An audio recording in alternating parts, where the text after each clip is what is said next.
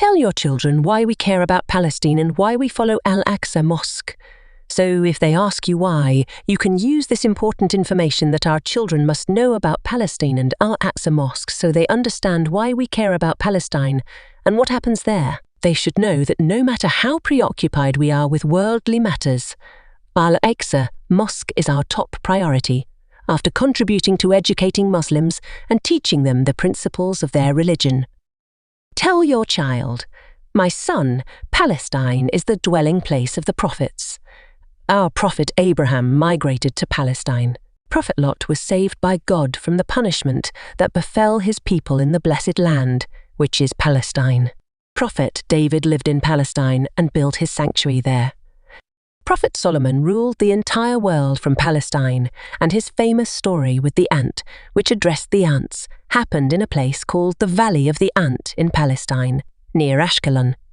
There, Moses asked his people to enter the Holy Land. It is called the Holy Land because it is purified from polytheism and is a dwelling place for the prophets. Many miracles happened there, including the birth of Jesus from his mother Mary, who was a young girl without a husband.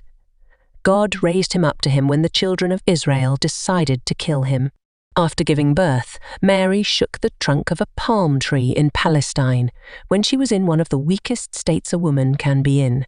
One of the signs of the end times is that Jesus will descend near the white minaret, and he will kill the false Messiah at the gate of Lod in Palestine. It is the land of the gathering and the spread.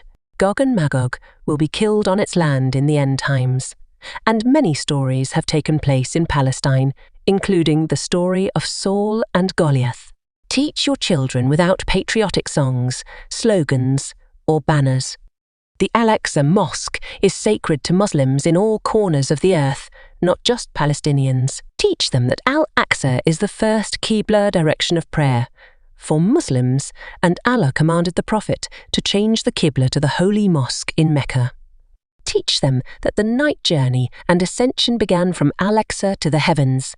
The Prophet prayed as an imam for all the prophets there, and it was in the highest heaven that prayer was mandated for him. Teach them that visiting Al-Aqsa is highly recommended. The Prophet Muhammad said, "Do not undertake a journey to visit any mosque except the 3 mosques. The sacred mosque, my mosque, and Al-Aqsa Mosque."